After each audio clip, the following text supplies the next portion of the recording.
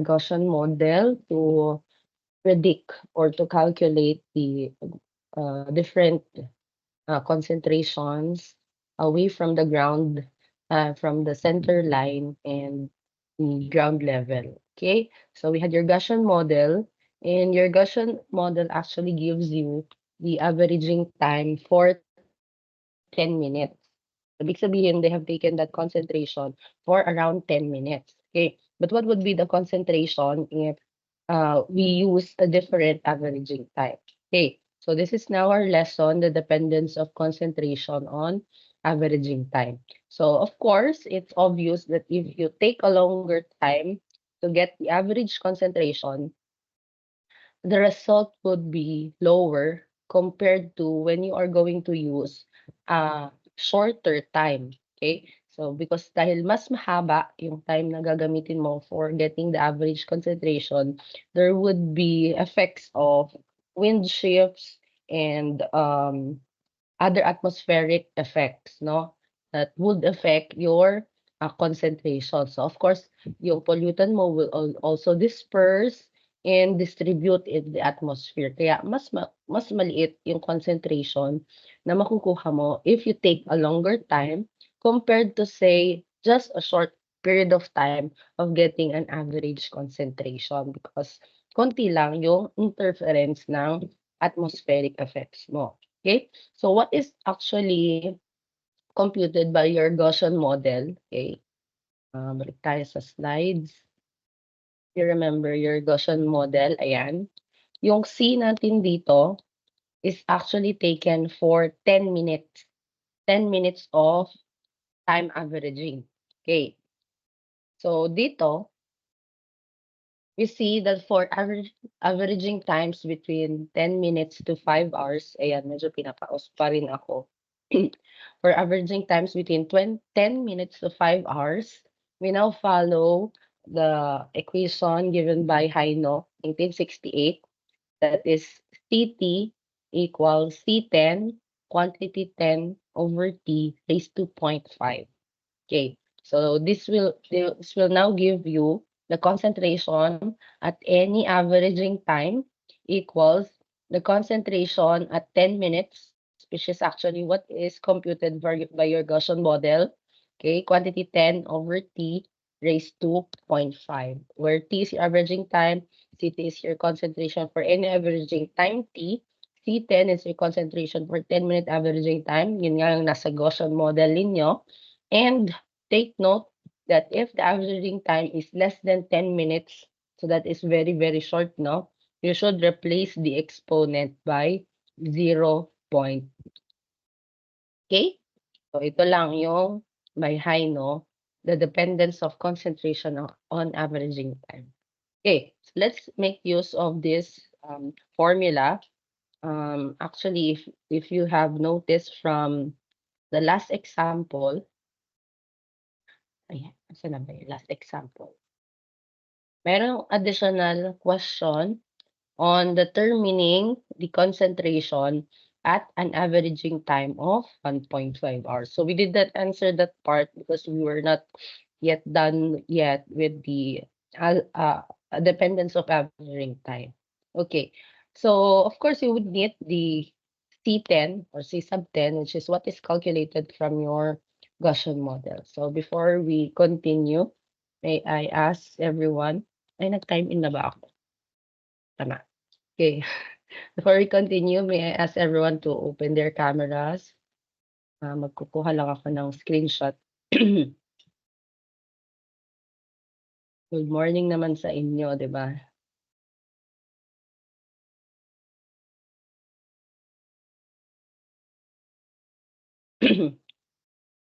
Matt, pwede ka bang mag-screenshot and then pasend sa GC?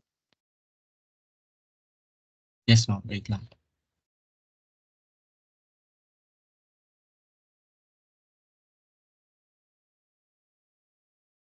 So 55. Okay. Nandito naman na kayong lahat.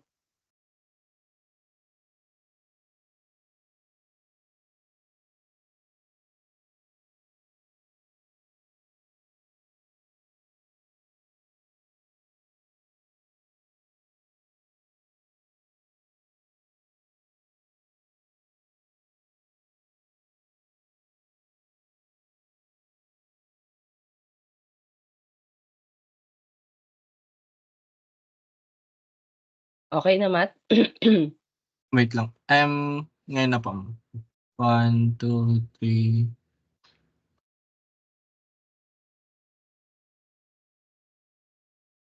Okay na po, ma'am.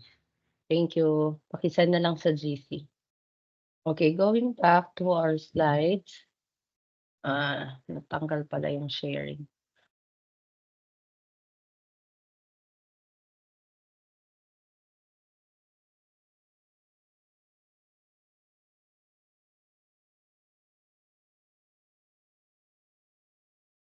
Okay. So we are now to determine the concentration at an averaging time of 1.5 hours. So if you remember um, yung concentration that we have computed from your Gaussian model is 84 microgram per cubic meter. So that computed C from your Gaussian model would be what our C10 now. So C10 is equal to 84. This is from the answer from the first part of the calculation, 84 microgram per cubic meter. Let me just confirm kung 84. Yeah, 84 siya. Okay, so to get now the concentration and averaging time of 1.5 hours, remember that our formula is CT equals C10, 10 over T raised to 0.5. Okay. So since the averaging time is between 10 minutes to 5 hours, because we are asked to compute for 1.5 hours, we will be using 0.5 as our exponent. Okay, so since the time should be in minutes, therefore we will be using T equals, if that is 1.5 hours, that is now equivalent to 90 minutes. So if we're going to compute now, what is your CT at 90 minutes? Can you get your calculators and compute for your CT? And the answer will still be in microgram per cubic meter. Okay, who can give the answer? 28 po, ma'am. 28. How about the others? Did you get the same answer? 28 28 po, din? ma'am. Okay, Yes, ma'am. 28. So ano napansin nyo? Okay, comparing the concentration, ay ma-underline. So yan ang answer. So if you're going to compare now the concentration at 10 minutes versus the 90 minutes, pansin nyo, mas maiksi or mas mababa talaga yung makukuha mong concentration if you have a longer time average. Okay? So yan siya. This is at 10 minutes and this is at 90 minutes. So mas mababa talaga siya. Okay? Any questions on that part before we go to our next discussion, which is the estimation of the maximum downwind ground level concentration. So now we go to the maximum downwind ground level concentration. Okay. So iba ito doon sa nakocompute ni Gaussian, that is the concentration at any point in your ground or away from your center line. Okay, but what we're talking now is on the maximum downwind ground level concentration. CMAC na yung gusto nating ma-solve ngayon. And it says here that the maximum downwind concentration always occurs on the center line. Okay? So if you're going to imagine again yung ating X and Y axis before, when you say center line, your Y is equal to 0. The maximum downwind concentration now can be estimated by the polynomial equation given by Ranchuk, which is the equation that is shown in your screen. C max U all over Q is E raised to the whole expression. So this is one whole expression. E raised to this whole thing inside the bracket. Okay, C1 plus C2 ln H plus C3 quantity ln H squared plus C4 quantity ln HQ. Okay, so meron na naman nag-appear dito ng mga variables, the C1, C2, C3, C4. These are your constants which are functions, again, of the atmospheric stability. And you will be using another table for this one, which is shown in this slide. So, depende na naman kung anong given class stability for your C1, C2, C3, and C4. Okay, so when there is a given problem, of course, you would need to identify the stability first, and then you read the constants. Okay, given naman madalas yung Q natin, okay, and your U. Na-admit ba yung kakapasok? Okay. And then, yung concern natin dito is yung Cmax. So once you have this value on the right side, just simply multiply Q and divide by U, then you have your maximum downwind ground level concentration. Okay? So that is another formula to remember. Okay. So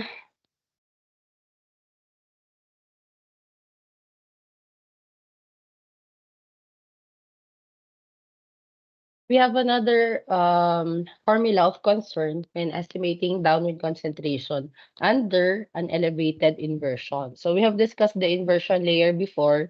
You know already that it is a cap or a lid that prevents your plume from rising vertically. So once it reaches or touches that inversion layer, nakikita yung cursor ko. So once it reaches that inversion layer, it starts to be reflected downwards because it is prevented by that inversion cap or inversion layer. It is said that the inversion layer reflects your plume just like how the ground would reflect your plume also. So kung titignan nyo, there are a lot of possibilities when there is an inversion layer. Okay, so how do we estimate now the downwind concentration if there is an elevated inversion? So there are two possibilities at x less than x sub l, and when your x is greater than 2xl. So ano ibig sabihin nun? The distance from the stack to that point where it first touches your inversion layer is your x sub l. Okay, that's your x sub l. If you want to get the concentration at somewhere before your x sub l, so that is the first case here, at x less than x sub l, you will be simply using your Gaussian equation or your Gaussian model to predict the downwind concentration. Okay, but if the downwind concentration now is sufficiently far away from your x sub l, so sinabi natin sufficiently around twice x sub l, so balik sa figure, if you want to know the concentration, say super far away from your x sub l, then you will be using the second formula, C equals Q all over 2 pi quantity 1/2 U sigma y L, etc. Okay?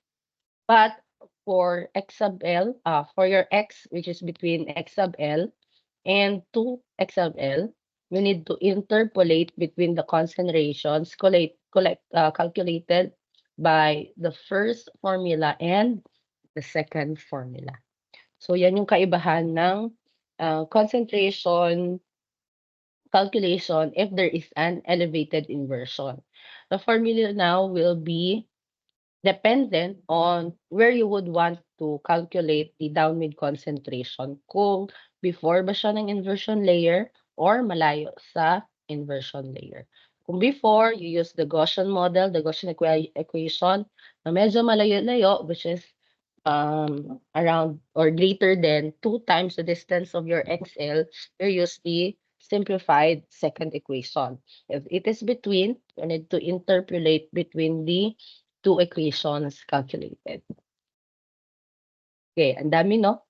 Pero Pangatlo pa lang naman ito na equation na nadagdag because alam niyo naman na dati yung Gaussian equation, 'di ba? So, you had your Cmax, yung C10 madali lang naman, CT madali lang naman memorize yun 'no. So, meron tayong CT, the first equation that we learned today. Meron tayong Cmax, ito. And then meron tayong eto, another concentration equation or downward concentration if there is a present inversion. Okay? Now we proceed with tall stacks. Okay. Kung papansinin niyo, yung ating Gaussian equation ngayon, ito, out ground level and center line, anong matitira na lang sa parts ng equation ninyo? 'Di ba tanggal ito? Ay, sorry. Saan na ba? Yan. Okay. At ground level and center line, that is at y equals 0 and x equals 0, anong parts ang matatanggal? Ito, tama ba? Ay, z equals 0 pala, I should say. Ito rin ay matatanggal, tama ba? That is, at ground level, this is for center line, canceled yung y natin.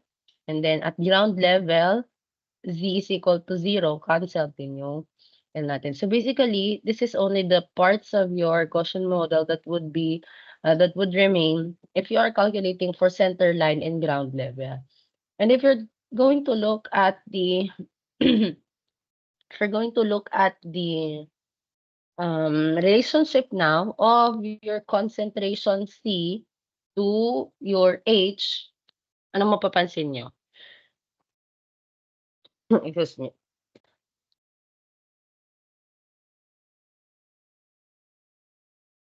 What can you say about the concentration of your um of your what can you say about the concentration uh with the variation of height?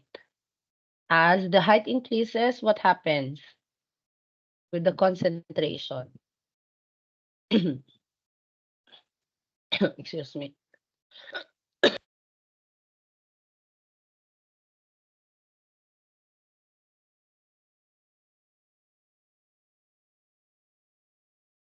Increases din po.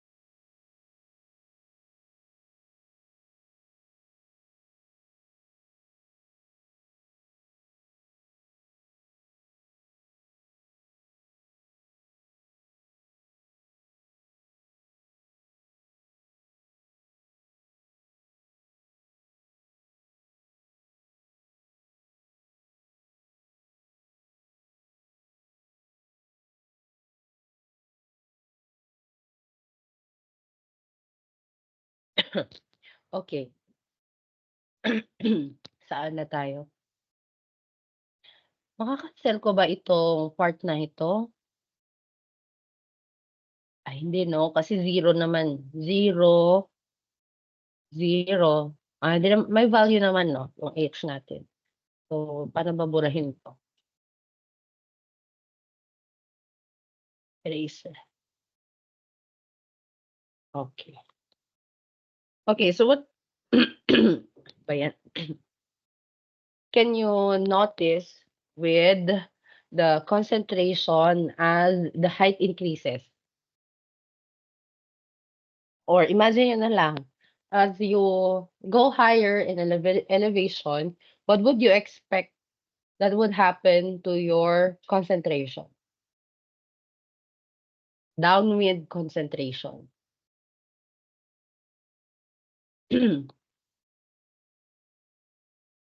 Would you agree if I say that if you go higher in elevation, the concentration would decrease? Yes po, ma'am. Excuse me. Okay. So yes. So that is the very reason that you want to have your stock as high as it can be. Okay. Kung mababa, okay, as obviously as it seems, syempre kung mababa yung stock mo, mas mataas yung magiging downwind concentration mo compared to when your stock is high. Okay? So, kaya madalas na nakikita nyo sa mga industry, matataas yung mga stocks nila. Okay. But of course, if the if the stock is too high, yung maintenance cost and yung installation, your construction cost would be also a burden to the plant designer. So, kailangan meron pa ring standards na ginagamit. So, how high should the stock be? Okay, that is now the concept behind tall stock. A stock is considered to be tall if it is 2.5 times taller than the tallest building in the area. Okay.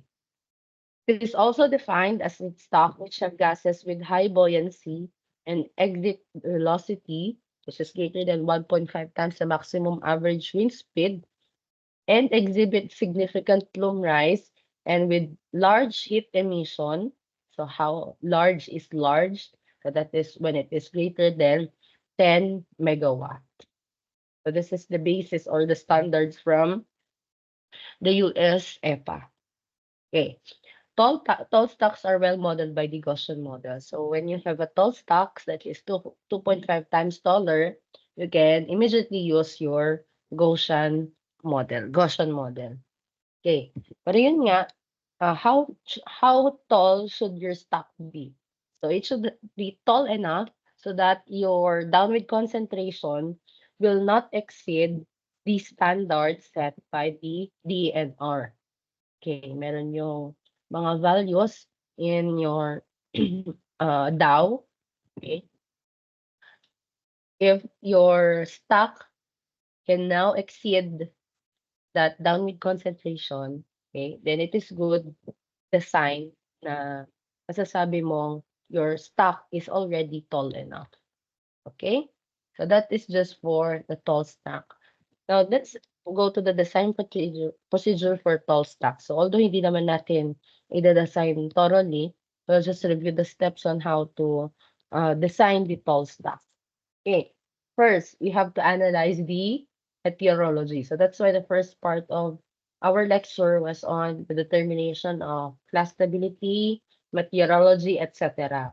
So we also have the windrows before so that you can correctly choose the location for your plant or supposed plant. Of course, you would want the location of your plant so that kung ide-design mo siya, yung blow ng iyong plume, okay, or yung direction ng plume mo would be away from the residential area or where there are inhabitants on that area, di ba? So, after analyzing the meteorology, okay, you now make preliminary hazard assessment based on your meteorology. Okay. Next, test various cases of physical stock parameter. When you say stock parameter, what is the height and the diameter? Yung sa height, medyo may calculations sa tayo dito, no? Yung diameter, meron din soon on our calculations. Plume rise models, which will be discussed on the next slides. Plume rise niya, kung maalala nyo, that is your delta H. Yung physical stock height nyo, yun yung H na maliit. Tama ba? Kung maalala nyo. And plant locations in conjunction with the worst case meteorology. So of course, if you're going to design something, you have to take note of the worst case. Kumbaga sa pressure, i-design mo yung tank mo to sustain, okay, the worst case pressure that there is. Okay? Next, consider effects of local terrain. So, kaya nga sa inyong mga parameters, nagde-depend kung rough terrain siya or smooth terrain. Okay? And then next is you review the results. Okay? So that is the design procedure for the tall stacks. Now, nabanggit kanina that we have plumerized model. Okay. That is for your delta H. We are now going to discuss how to calculate for the plume rise. Okay, meron kang stack, merong lalabas na plume. Ano ngayon yung magiging behavior ng plume rise mo? So last time, meron tayong diniscuss na iba't ibang plume behavior. If you remember, may fanning, may conning, may fumigation, may lofting, etc. Those are different kinds of plume behavior. Okay, what we want to know now is the plume rise. How high would your plume blow? Okay, and there are different models to predict your plume rise. Ngayon pa yung deadline ng ng midterm, di pa ako nakaka-update. Okay, so a plume of hot gases emitted vertically possesses both momentum and buoyancy. As it moves vertically, its momentum decreases as a result of atmospheric resistance. The resulting decrease in momentum causes the plume to bend over the direction of the main wind. So, sa una, of course, vertical yung paglabas ng plume mo from your stock. Okay. And then as it moves vertically, of course, its momentum will decrease and it will now start to go in the direction of your wind. Sasama siya sa wind direction mo. Now, though it loses momentum, its buoyancy, which is the result of thermal gradient, enables it to rise for a long time after bending over. So, meron pa rin tayong delta H, which is your plume rise. Okay, we have various models for the estimation of the plume rise. We have 1, 2, 3, and 4. We have 4 models for estimating your plume rise. Okay, dami, no? So, 4 na models. Okay. The first one is your Holland formula. This is shown in your screen, delta H. Delta H yung plume rise natin equals VSDS sub U, quantity 1.5 plus quantity 2.68 times 10 raised to negative 3 P sub A, quantity TS minus TA all over TS times DS. So this is your variables. VS your stock gas. Ayan. Stock gas velocity. Okay. Again, take note of the units of your variables. Madalas dito tayo nagkakamali. If you're going to use this formula, make sure that your units are of the same with the variables. So velocity is still in meters per second. Mean wind speed with wind speed at stock height is meters per second also. Diameter is meter. Atmospheric pressure is in MB or millibar. Okay. Then you have TS for stock gas temperature in Kelvin and T sub A for the atmospheric temperature in Kelvin. Okay, so that is your first formula on estimating the plume rise. We have a simplified version of the Holland formula, which is your modified Holland formula. Okay, simply that is delta H equals 1.5 VSDS all over U plus 9.6 QH all over U. Ano yung Q sub H natin dito? So, iba na ito dun sa Q na ginagamit natin before. Ano nga yung Q natin before?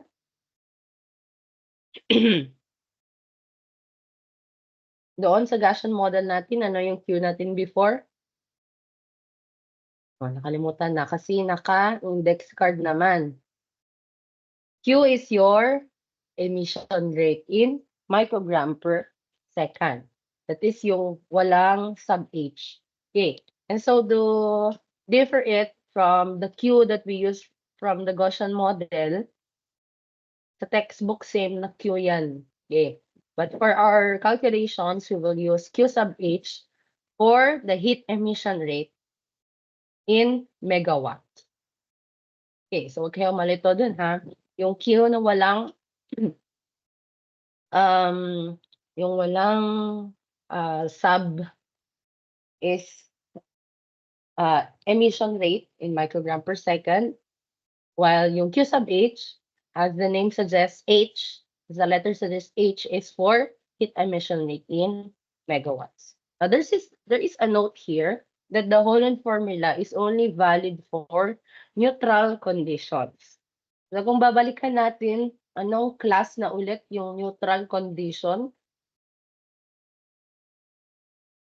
Class A, Class B, Class C, Class D, Class E, Class F. Anong class yung neutral condition?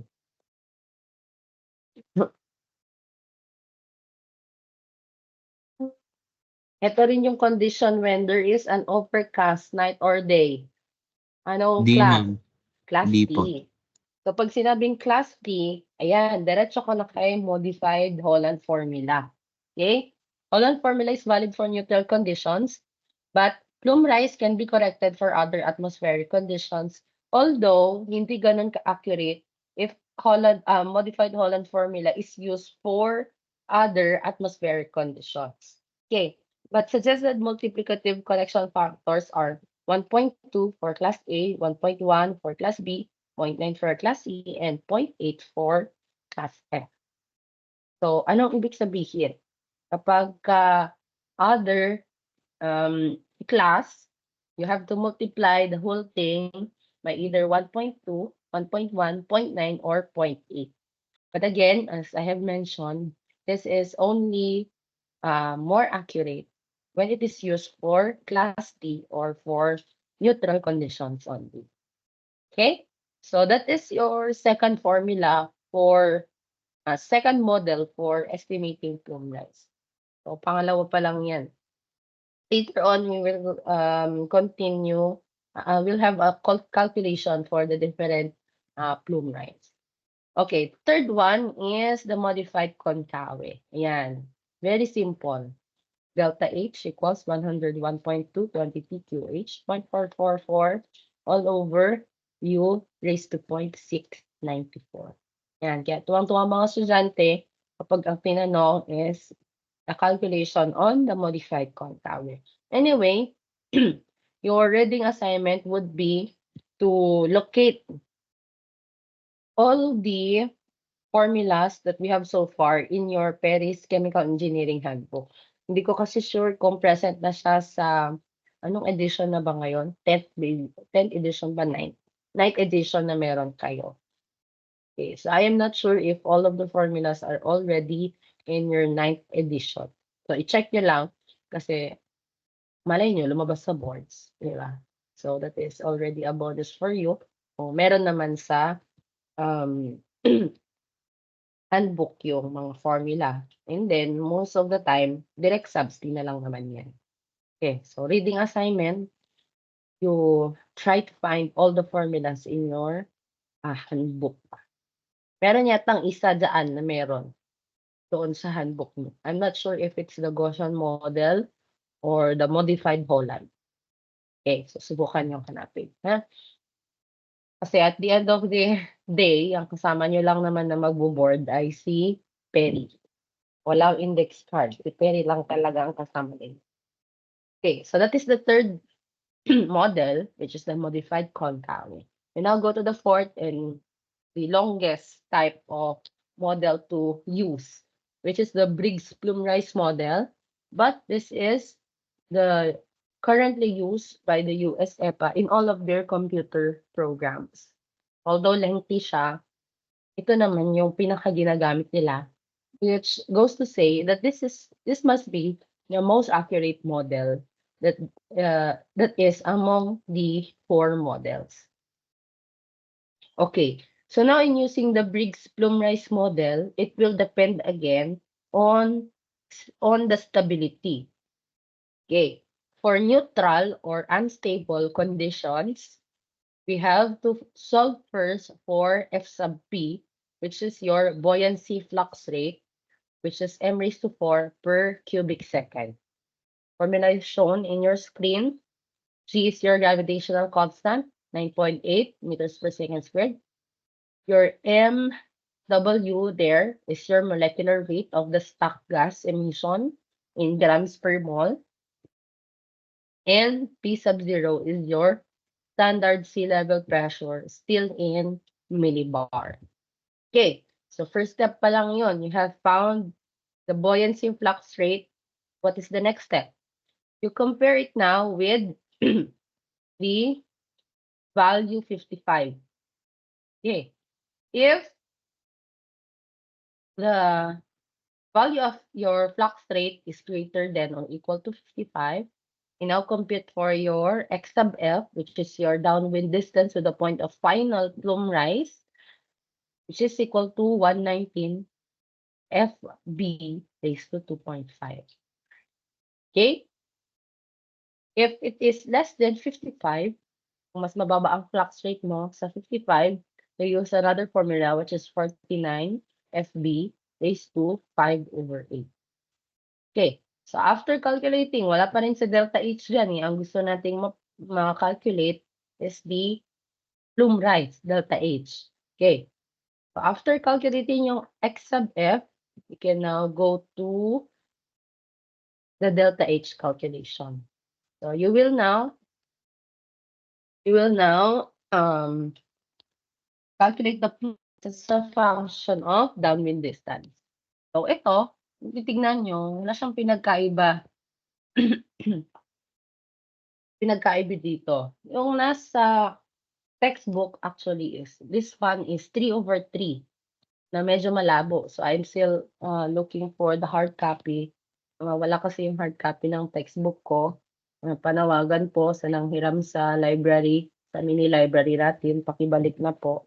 Iisang kopya po yun ng hard copy natin ng Cooper at nawala pa. Okay, so for the meantime, okay, this is from the notes also of Sir Agana eh. So pareho yung exponents natin for the x. Ang pinagkaiba lang is yung nasa loob ng quantity.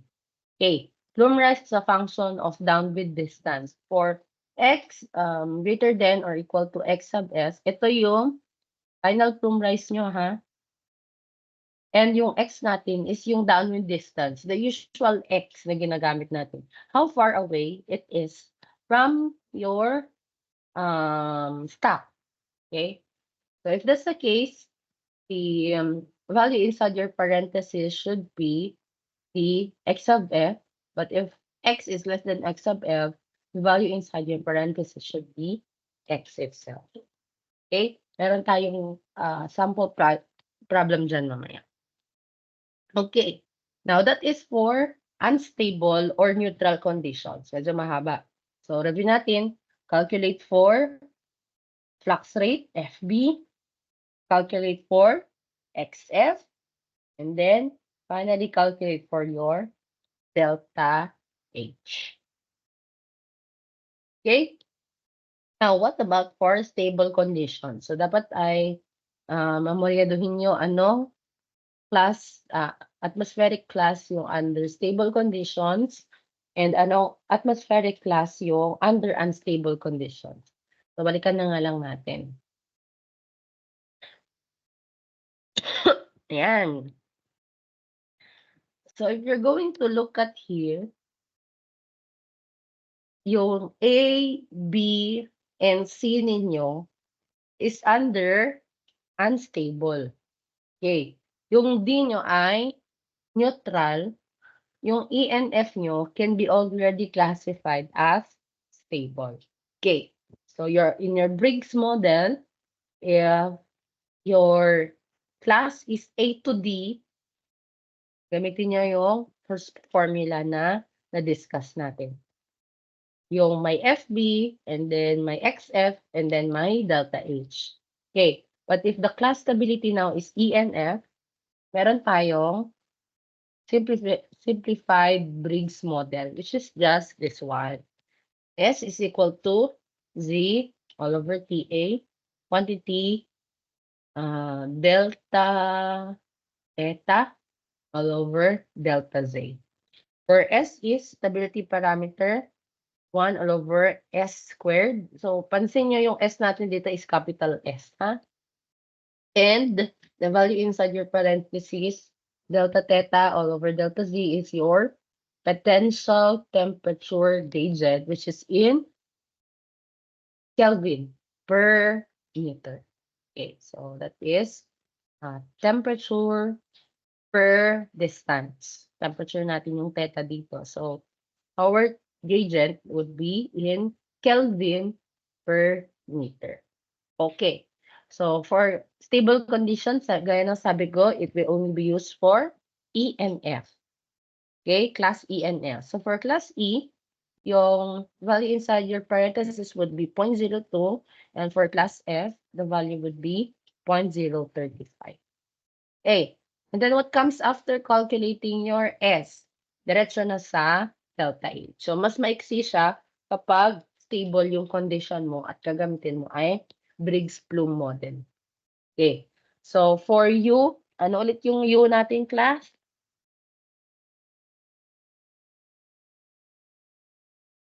Wind speed at stock height. Oh.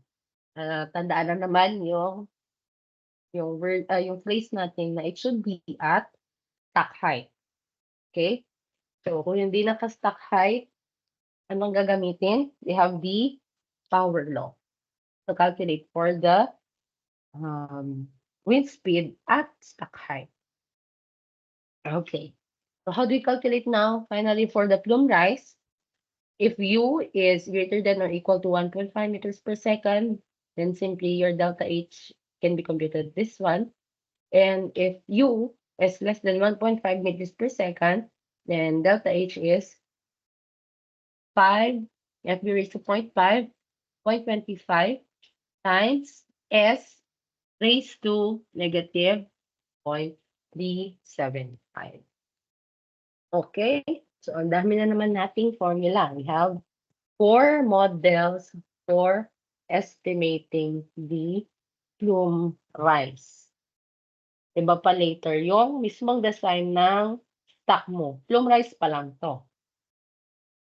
Okay, so ready na ba kayong mag answer ng problem?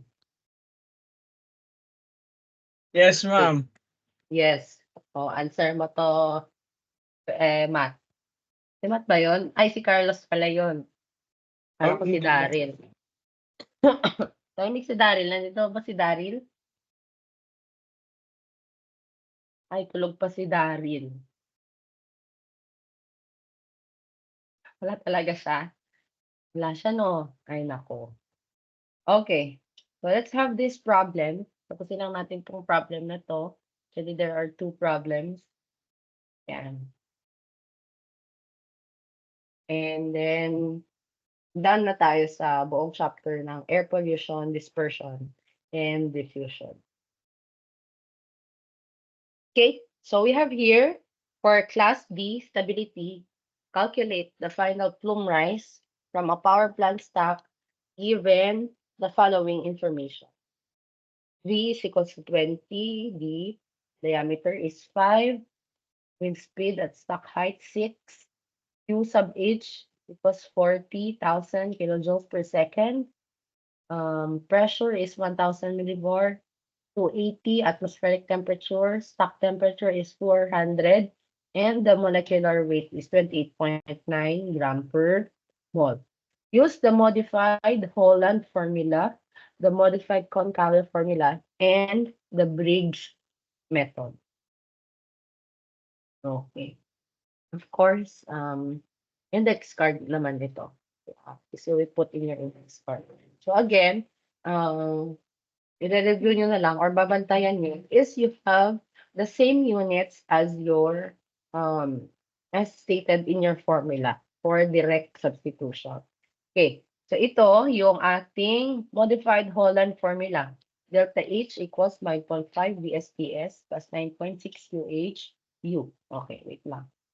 Ililipat ko yung given para mabilis tayong makapag-solve.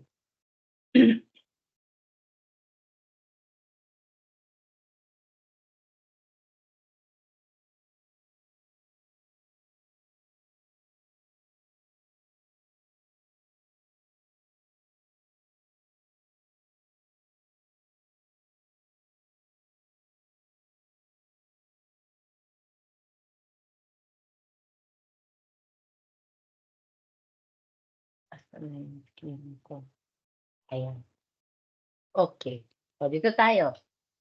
So, the modified Holland formula is shown already in your screen. So, let's calculate for your plume rise using your modified Holland formula.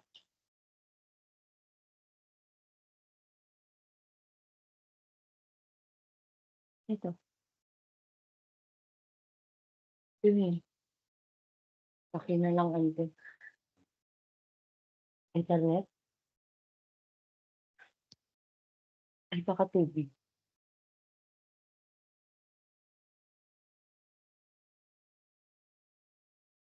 Okay. Delta H equals 1.5. Vs is already in meters per second. So, that will be 20 times your ds is 5 all over 6 plus 9.6. Okay. Q sub H is 40,000 kilojoules per second. But ano yung sinabi natin kanina na dapat na unit ng ating Q sub H? Heat Megawatts po. emission, megawatts. So, what would be your equivalent in megawatts?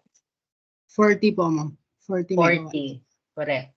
This is 40 megawatts. So this should be times 40. Okay. All over again 6.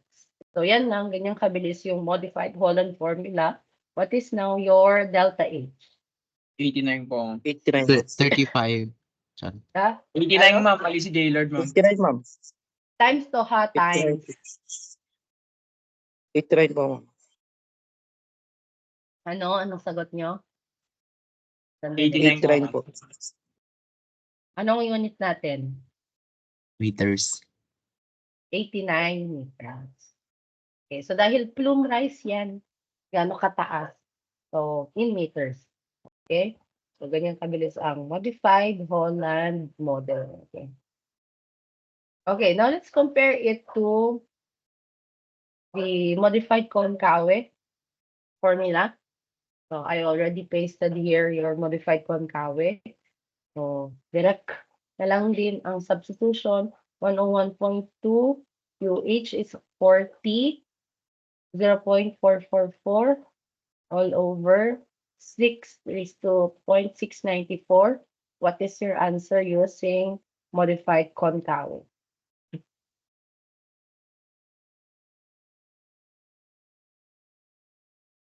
Pero yung exact ba tong 89 class? Yes ma'am. Okay, about here, exact na? Hindi po exact ma'am, may decimal po. 150.13. So, we retain the last two digits sa 150.13 meters delta H. Okay, so ano pansin nyo? Medyo malayo yung na-predict ni modified Holland compared kay modified Konkawa. Ano? Mas malaki yung na-predict ni modified Konkawa. Okay, tignan natin naman kay Briggs model. Ayan na yung medyo mahaba. Taas ko lang to.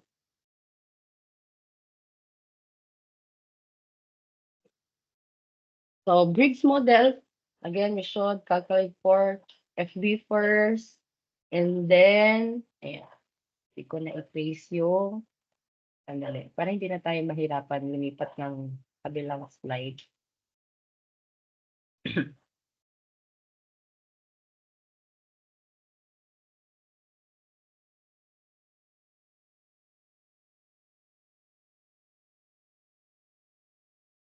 Can you calculate FB while I get the rest of the formula from the other slide?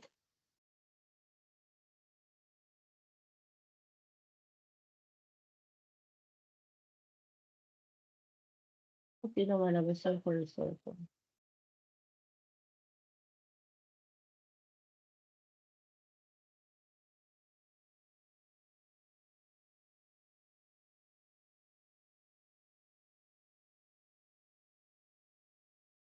Sandali.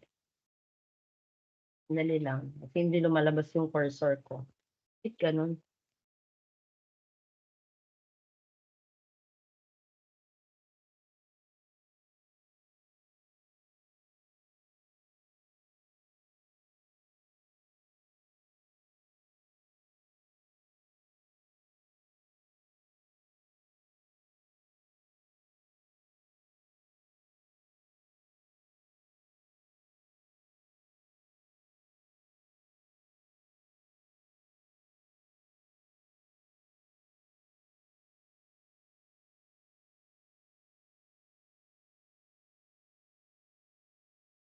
Can you see the slide, class?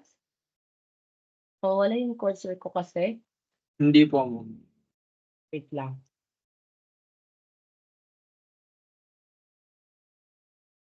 At nawala na rin yung slides ko.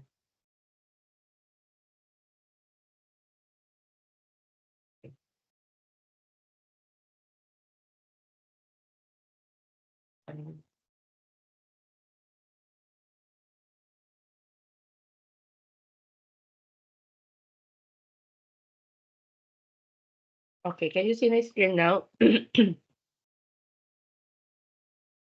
Yes, ma'am. Okay, can you calculate for your FP, direct substitution? Ma'am, What is dun the sa value? may initial pressure po, ma'am, yung PO po, ma'am. Ano po yung default na ano, ma'am? Oh, wala bang given na initial pressure? Wala ba? So for the initial pressure,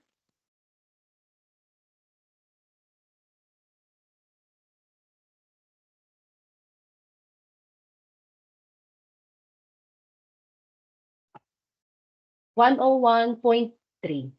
So ano yung ating in millibar? So what is 101.3 in millibar? Millibar, 1,013 ata, ma'am. 1,013. 0.25 po. Okay, sige. 1,013, we retain the last two digits, 0.25 ang gagamitin natin for P sub O. Okay? So if you remember, yung P sub O natin actually is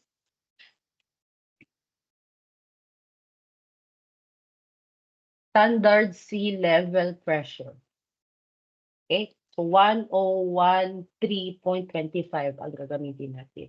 So let's be uniform for that calculation para hindi masyadong magkakalayo yung mabas na results natin. We'll be using 1,013.25 for our standard sea level pressure in megabar. Okay, so now can you give me the value of your FB here? 360. 9.01. Ah, Ay, 360.7. 360 po, ma'am. 3 360.72. 0.72.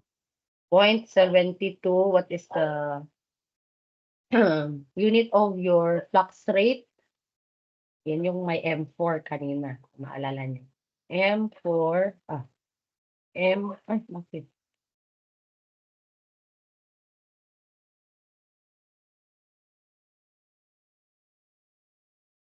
Oh. Shit. Anong nangyari?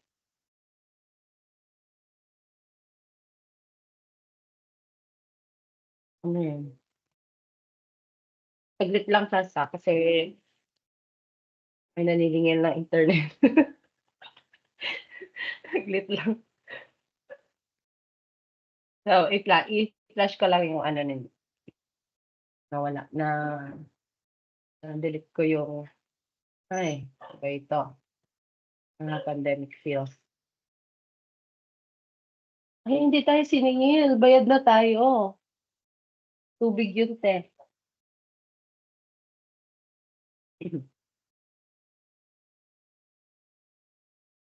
M4 per S cube. Ito yung M4 per S cube niyo.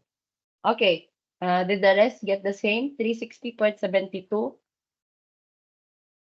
So, makukuha nyo yan kung tama yung mga ginamit nyong units and substituted it correctly for your FP.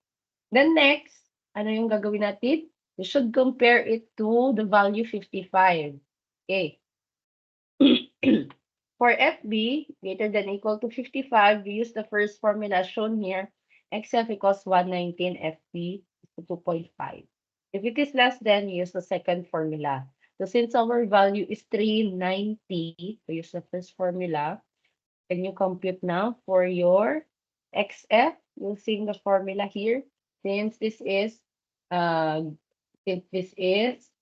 greater than greater than 55 cubic M4 is S. Use XF equals 119 times 360.72 raised to 2/5. What is your XF? 1,254.34, ma'am. 13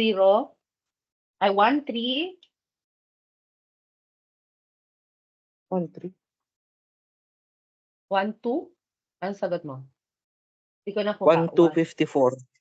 Point 34, ma'am. 1254.34. How about the others? Anong nakuha? Same lang po, ma'am. Okay, so anong dapat ang ating unit dito? Since x yan, alam niyo naman ang x natin ay distance, so meters yan. Okay, now after computing for the XF, diretso na tayo sa Blum-Rice. Okay, ngayon, ang condition natin supposedly is if x is greater than XF, use the first formula as shown, and if x is less than XF, use the formula as shown. Okay, but in this problem, wala kasi tayong given na x.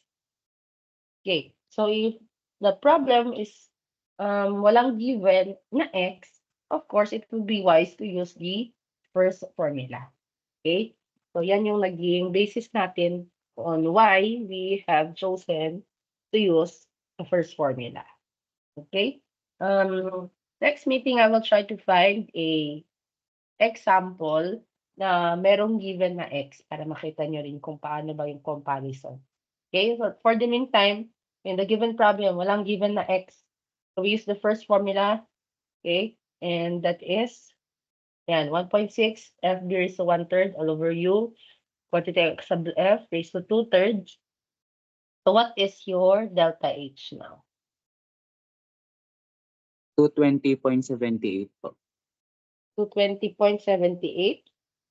Pareho ba nang nakuha sa iba?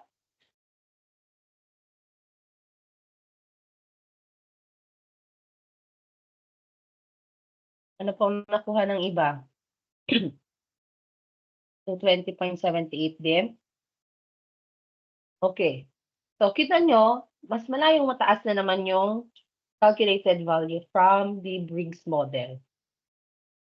Okay. So, the question now is, which model should you use? Alin kayang model ang dapat mong gamitin for estimating the Blum-Rice for your industry? Okay. Of course, there are various model that is present, but how would you choose the correct and most accurate model? Okay. What you would do is to get the predicted value from these various models. And then next is to validate the results. So you go into the actual scenario and get the actual Blum-Rice. Yung talagang Blum-Rice. Okay?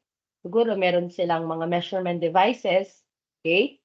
Now, compare that actual value now from those predicted from your models. Kung sino ang pinakamalapit na na-predict, that means that that is the model which is most accurate for your given plant conditions and your meteorology. Okay? So, kailangan, kasi mga model lang naman ito, theoretically, meron silang calculated meron silang calculated values. Okay? Kailangan merong validation. You have to validate kung how close is their prediction to the actual clone rise. Okay? Di ba ganun din yung ginagawa niyo minsan sa kung sinong may thesis ng modeling? Okay, madalas kasi maraming modeling na thesis. Halimbawa, they would model the fate, the concentration of lead, for example, in a river. Okay. So, say from point A to point B, ano kaya ang concentration ng lead? So, magkagawa sila ng model, equation. And then, they should validate that model kung correct ba yung na-predict no equation nila. Okay? So, that's it for the plume rise. Okay? Next meeting, we will proceed with another problem to solve still on plume rise. Okay, any questions so far?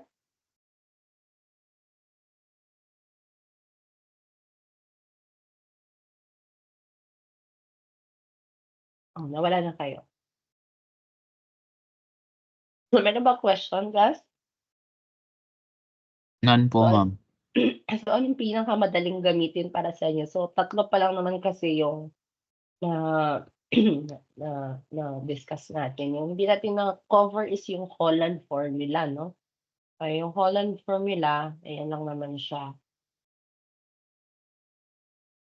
Okay, modified Holland, modified Concave, and Briggs plume rise model. Okay, so if there are no questions, I will be meeting you again tomorrow. So I understand there are areas that have a power interruption tomorrow. So nevertheless, the lecture can be recorded. So i-view nyo na lang kapag meron ng kuryente sa inyo. Ano? Okay. More questions? Can you can open your cameras for another screenshot? Discard.